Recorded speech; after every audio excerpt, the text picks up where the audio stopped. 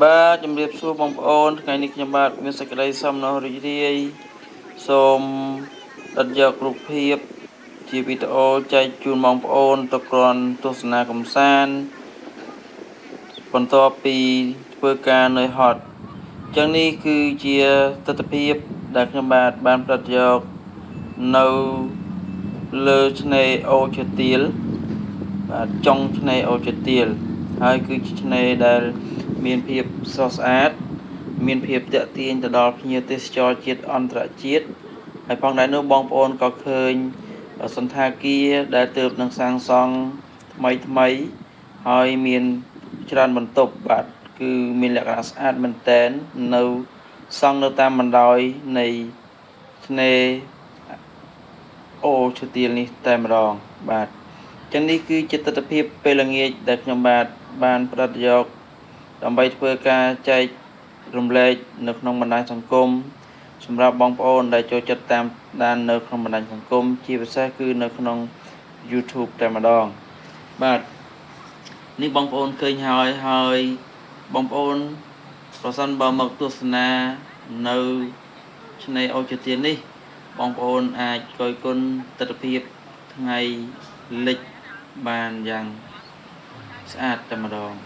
បងប្អូនអាចធ្វើការផ្ដិតយករូបភាពទុកជាអនុស្សាវរីយ៍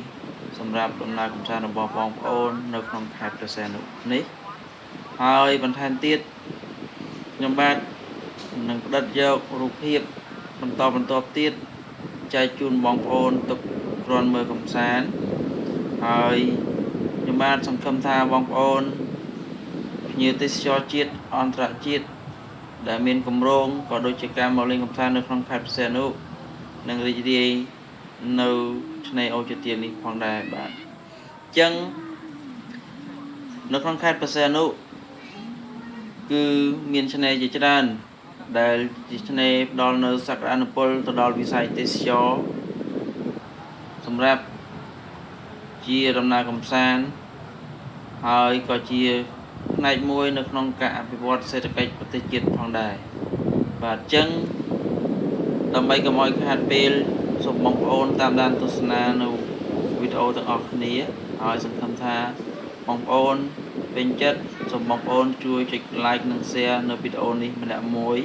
ដើម្បីជាការផ្ដល់ក៏ដូចជាការលើកកម្លាំងចិត្តដល់ខ្ញុំបាទនៅក្នុងការផ្ដិតយកនៅវីដេអូបន្តទៀតចែកជូនបងប្អូនទុកគ្រាន់ទស្សនាអញ្ចឹង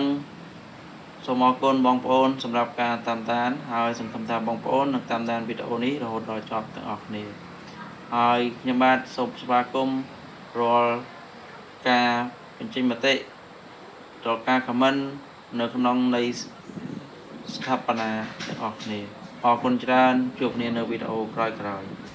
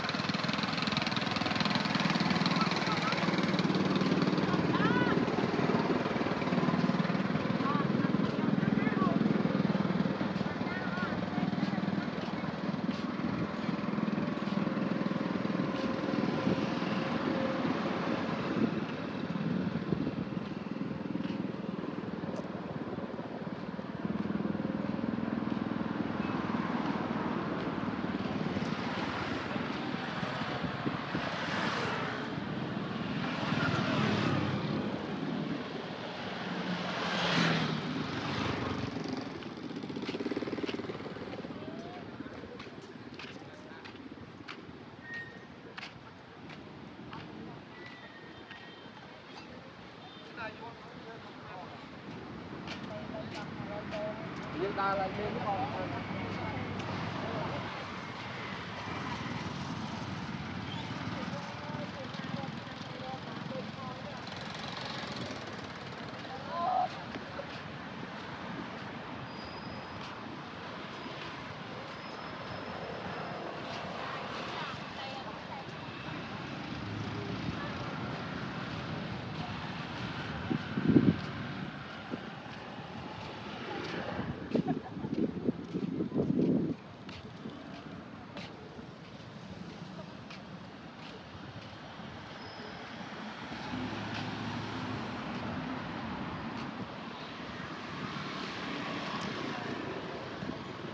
Làm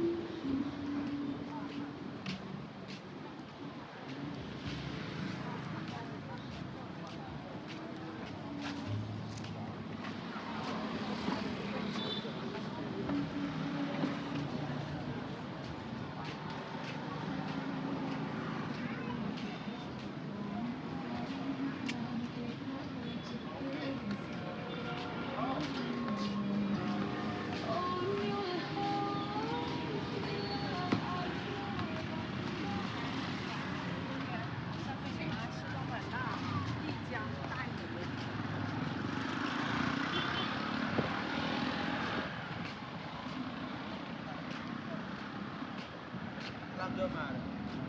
Không này, đấy là sao rồi?